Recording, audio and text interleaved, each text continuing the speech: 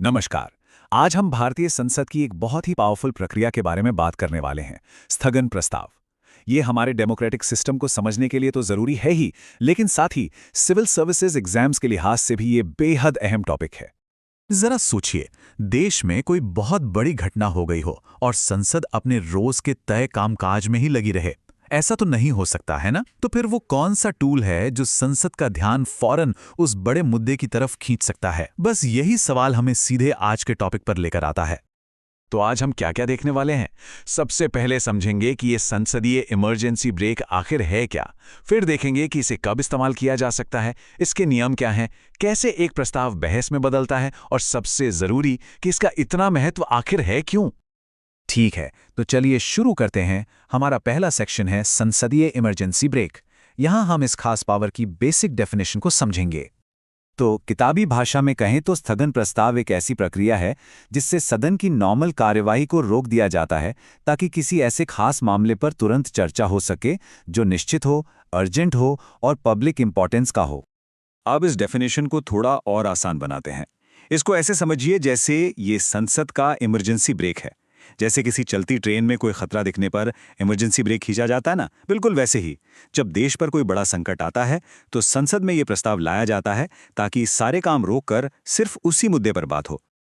लेकिन देखिए, ये इमरजेंसी ब्रेक हर छोटी मोटी बात पर नहीं खींचा जा सकता। इसके लिए कुछ बहुत ही सख्त क्राइटेरिया हैं। तो चलिए देखते हैं कि आखिर कौन सा मामला अर्जेंट माना जाता है।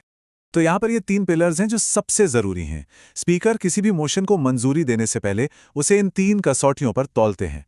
पहला, मामला निश्चित हो, मतलब फैक्ट्स पर आधारित हो, हवाई बातें ना हो। दूसरा, अत्यावश्यक हो, यानी हाल ही में हुई कोई घटना हो जिस पर फौरन ध्यान देना जरूरी है। और तीसरा, सार्वजनिक महत्व का हो, जिसका असर किसी एक दो इंसान पर नहीं बल्कि पूरे देश पर हो रहा हो। अच्छा, तो मान लीजिए कि कोई मामला इन तीनों कसौटियों पर खरा उतर भी गया, तब भी कुछ प्रोसीजरल नियम हैं जिनका पालन करना ही पड़ता है। मतलब ये प्रस्ताव लाना इतना भी आसान नहीं है।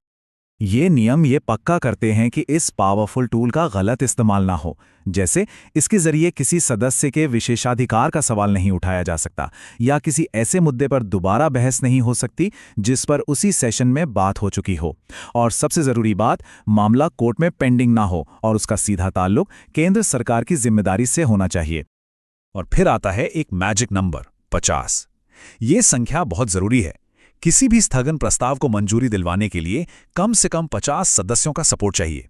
जब प्रस्ताव रखा जाता है तो स्पीकर उन सदस्यों से खड़े होने को कहते हैं जो इसके सपोर्ट में हैं। अगर 50 या उससे ज्यादा सदस्य खड़े हो जाते हैं, तभी उस मोशन को आगे बढ़ाया जाता है। तो चलिए अब जरा ये देखते हैं कि ये प्रस्ताव एक पूरी की पूरी बहस में कैसे बदल जाता है। इसका भी एक तय प्रोसीजर है। ये पूरा प्रोसेस 4 स्टेज में होता है। सबसे पहले स्पीकर को एक लिखित नोटिस दिया जाता है। फिर स्पीकर की सहमति जरूरी होती है। इसके बाद उन 50 सदस्यों का सपोर्ट देखा जाता है। और अगर ये तीनों शर्तें पूरी हो जाती हैं तो उस दिन शाम को कम से कम 2.5 घंटे की एक जबरदस्त बहस होती है, जहां सरकार को तीखे सवालों का सामना करना पड़ता है। अब आते हैं हमारे विश्लेषण के सबसे जरूरी हिस्से पर। आखिर इस पूरी प्रक्रिया का इतना महत्व क्यों है? ये सिर्फ एक पार्लियामेंट्री रूल नहीं है, इसके राजनीतिक मायने बहुत गहरे हैं।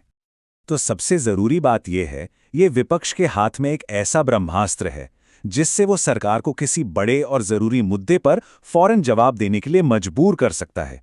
ये सरकार की जवाबदेही तय करने का एक बहुत ही पावरफुल तरीका है। और यही बात इस टूल को और भी गंभीर बना देती है।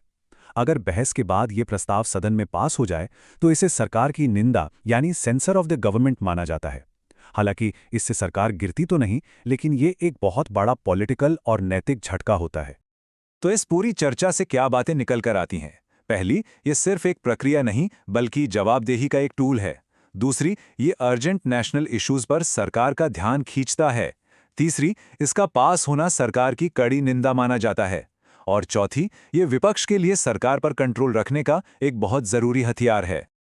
और आखिर में एक सवाल, क्या ये स्थगन प्रस्ताव सरकार पर एक जरूरी डेमोक्रेटिक चेक है, या फिर कभी-कभी सदन की कार्यवाही में बाधा डालने का एक पॉलिटिकल टूल भी बन सकता है? इस पर जरूर सोचिएगा।